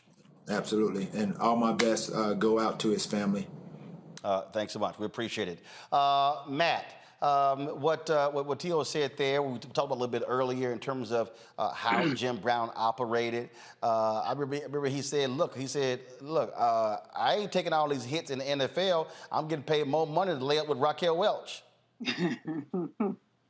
Yeah, and first I'll say I'm a little younger, so I obviously didn't get a chance to watch Jim Brown play, but I did play lacrosse at Howard, and it's interesting because I remember the coach saying that just so frequently. Oh man, greatest lacrosse player of all time is Jim Brown, and it dawned on me then that we're talking about a man who had played before any of us had ever lived, and his legend so far outshone his playing days that we were still talking about it, 60 years later, which I think is just a testament to the titanic proportions of his ability. But what I thought was great about that letter, and especially that I think T.O. hit on beautifully, is not only the social responsibility that athletes have, that many of them are shouldering that burden, and really in a great way, but beyond that, the idea that, look, you are the ones that put the butts in the seats. You have the leverage. And that's an important lesson, not only for the athletes, but for all of us, because so many of us create value for corporations and for agencies and other places and don't fully understand how much they rely on us and how much they need us to accomplish their goals.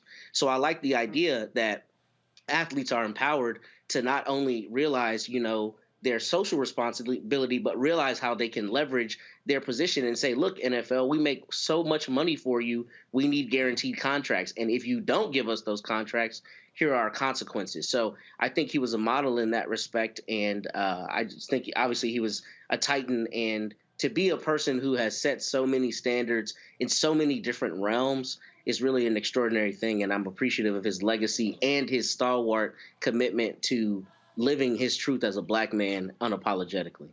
Indeed. All right, I got to go to a break real quick. We come back. We'll have more tributes to Jim Brown, folks. Again, passed away last night at his Los Angeles home at the age of 87. You're watching Roland Martin Unfiltered on the Black Star Network.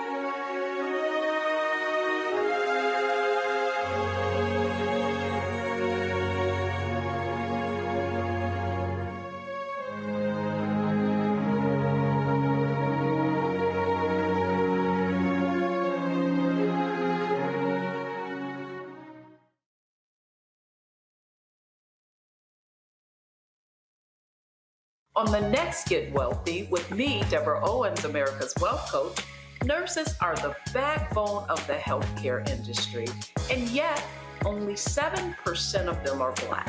What's the reason for that low number? Well, a lack of opportunities and growth in their profession. Joining us on the next Get Wealthy is Neely Bartanilli. She's going to be sharing exactly what nurses need to do and what approach they need to take ownership of their success. So the Black Nurse Collaborative really spawned from a place and a desire to create opportunities to uplift each other, those of us in the profession, to also look and reach back and create pipelines and opportunities for other nurses like us. That's right here on Get Wealthy, only on Black Star Network.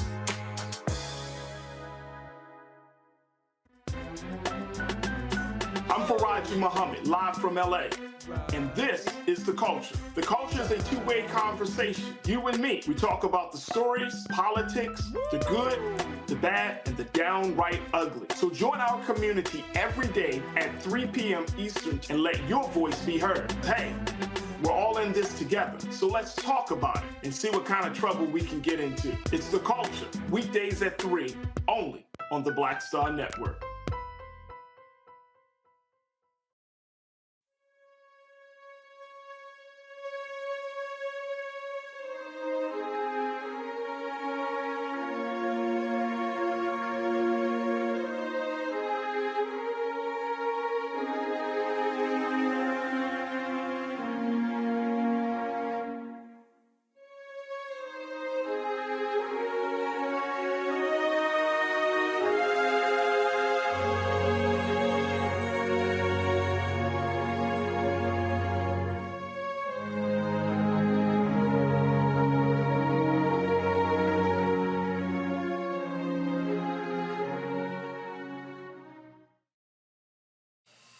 Well, I was on the golf course earlier today when I got the news of the passing of Jim Brown. Folks were texting me and blowing my phone up. And, of course, Jim Brown was a huge golfer himself, always playing golf. So it's only fitting we would talk to Hall of Famer Marshall Faulk, who's on the golf course right now. Marshall, always glad to see you, my brother. Jim Brown loved the game of golf, and so did the both of us. Just share your thoughts and reflections about this legend.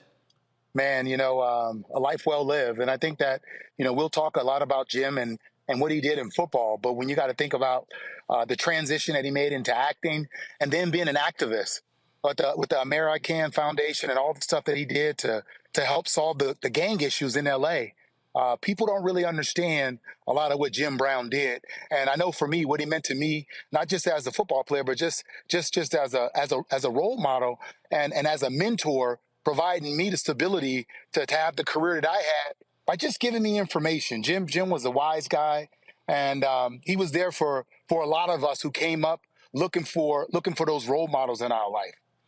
Marshall, there was a guy who played golf with Jim in Dallas, and he was talking about Jim's peripheral vision. And see, you already know what's coming.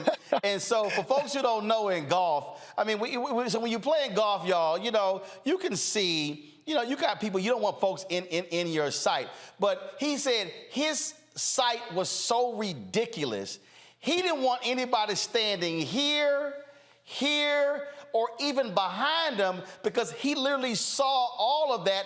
That's what made him a great running back. It frustrated the hell out of folks playing golf with him. They were like, Jim, hit the damn ball. Roland, every time I played golf with Jim, I figured out after maybe the second time, when he's getting ready to hit, he's on the tee box, I'm just going to stay in the cart.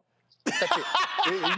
You couldn't, you were pretty much going to be wrong. And then on the green, if you were standing behind him and he missed the putt and he had the putty going back, you had to walk around and get behind him. His peripheral vision was so good, but he was just fun to play with, and he will be missed, man. God will be missed.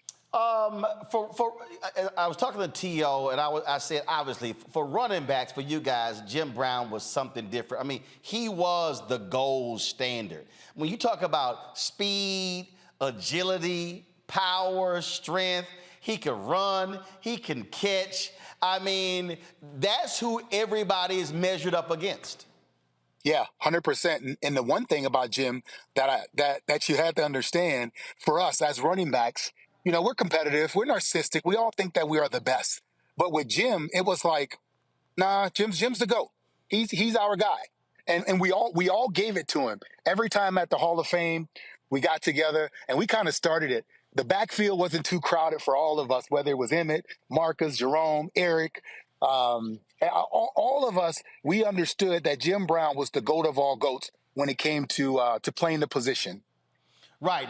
Like in basketball, they like, Russell, Kareem, Michael. But the bottom line is kind of like Jim Brown. Okay, y'all can talk about 2 through whatever, but he was number one. One of the things that I read earlier, how he walked away from the Browns. He was about manhood. He was about, you are going to respect me. And he walked away from the game. He literally was, 9 years, he was still in tip-top form. He could have rushed for another 2,000, 3,000, 4,000 yards if he wanted to. Yeah, walked away from the game. And here's the thing you got to remember. It wasn't just about that you were going to respect him. He respected you. So you were kind of forced to give Jim the respect because he gave the respect. And I just remember when I met him back in 1994, and he knew who I was. I was like, Jim Brown, you know me? Right. It was like, you know me. And Jim knew who I was. So just the respect was there. Leaving the game early because it wasn't fair and what he meant to the game. And then later on, the NFL embracing everything about Jim Brown and what he stood for. And I think when you look back at the Kaepernick situation and a lot of that stuff, we didn't have social media. He didn't have the media on his side. Jim Brown was an activist. He left the game, and people just wrote him off as if he was, just a guy bitter. But now you see the icon that he was and the work that he did. And I hope that people look at him as more than just a football player. Well, absolutely. We lost earlier Bill Russell, and a lot of people completely forgot about what Bill Russell did off the court. And he was more than a basketball player, and so was Jim Brown. Marshall, I appreciate you taking time out of your golf round to join us to pay tribute to Jim Brown. He would love it. He would absolutely love the fact that you would be talking about him from the golf course. 100%. Roland, thanks for having me on, man. Jim Brown will be missed, man. R.I.P. JB32. My brother, I appreciate it. Thanks a lot. All righty.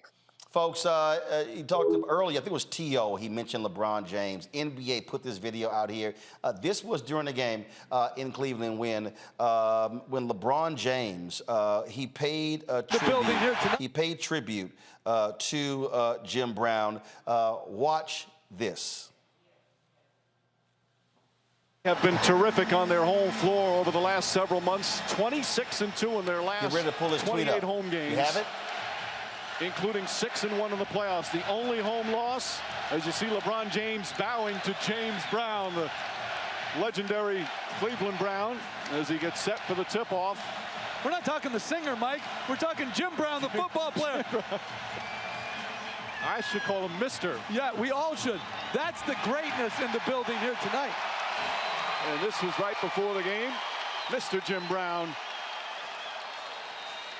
And you could take that for granted. That is two of the best athletes that we've ever seen all time. That's something that when your other athletes do that. This is the tweet, Instagram post that LeBron James put up. We lost a hero today. Rest in paradise to the legend Jim Brown. I hope every black athlete takes the time to educate themselves about this incredible man and what he did to change all of our lives. We will stand on your shoulders, Jim Brown. If you grew up in Northeast Ohio and were black, Jim Brown was a god. As a kid who loved football, I really just thought of him as the greatest Cleveland Brown to ever play. Then I started my own journey as a professional athlete, and I realized what he did socially was his true greatness. When I choose to speak out, I always think about Jim Brown. I can only speak because Jim broke down those walls for me. I am so grateful that I was able to call you my friend. I hope I can continue to honor your legacy with my words and actions. My prayers to your family. I know they are all incredibly proud of everything you did for our community. Hashtag legends never die. That was LeBron James, folks, talking about Jim Brown. Final comments from my panel. I will start with the fellow Orangeman, Candace Kelly. Candace.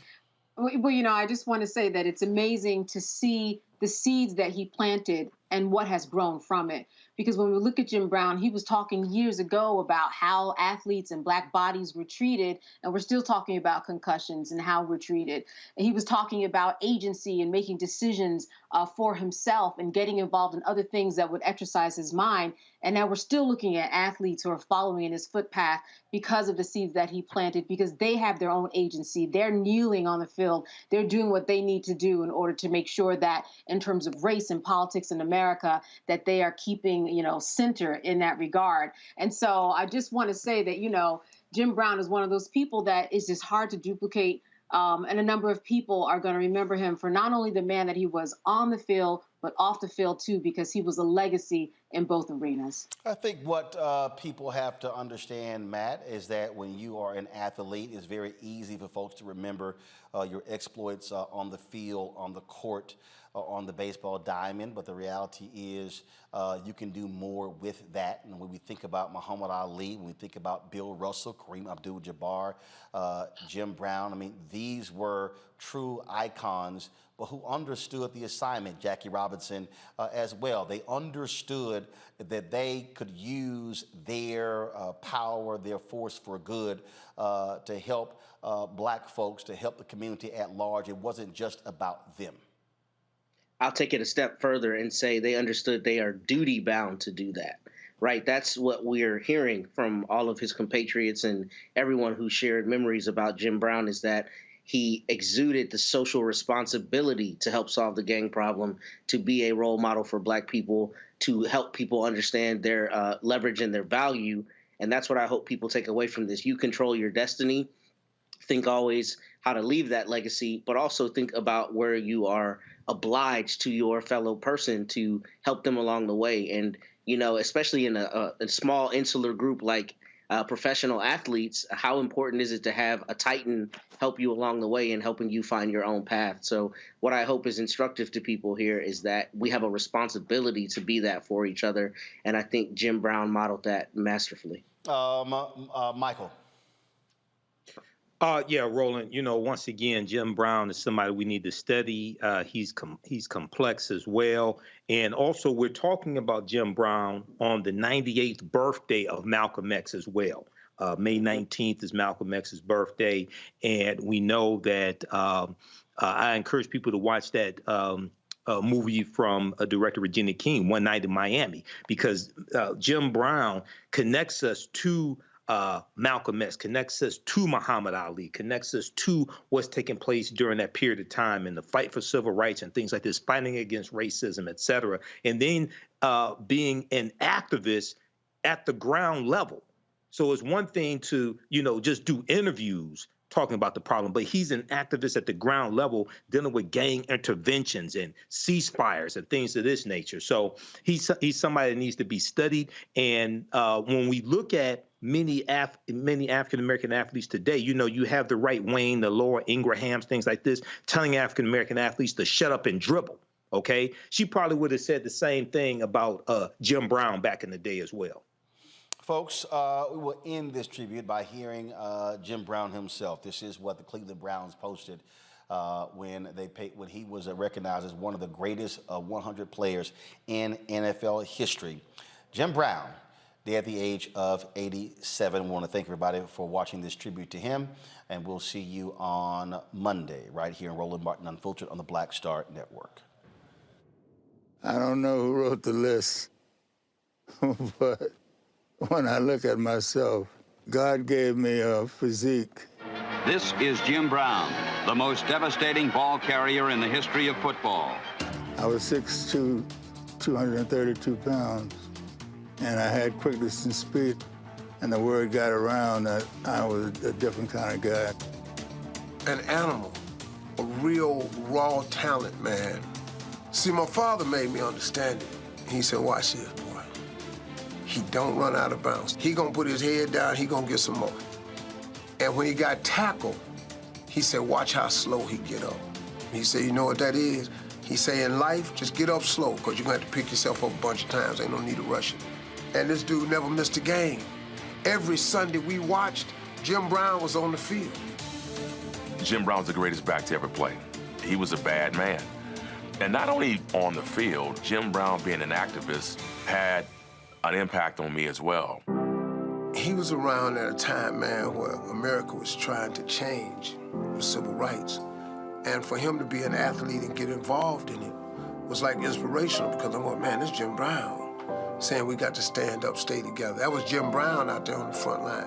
He also was very keen on economic issues, which for most black athletes, they never ever were connected with that. Jim Brown tried to bring the community together in ways that had nothing to do with sports. And he pursued acting, and incredibly, he had some good roles and played in some good movies. I want more mental stimulation. I want to have a hand in the struggle that is taking place in our country. His footprint was so big that the respect you have for him, and now he's changed the game and set the blueprint for all the backs who played this game, is very impactful. You know, you gotta look for a little black kid back in the 60s, man. This is doable, you mean? And so, you know, he was quite an inspiration.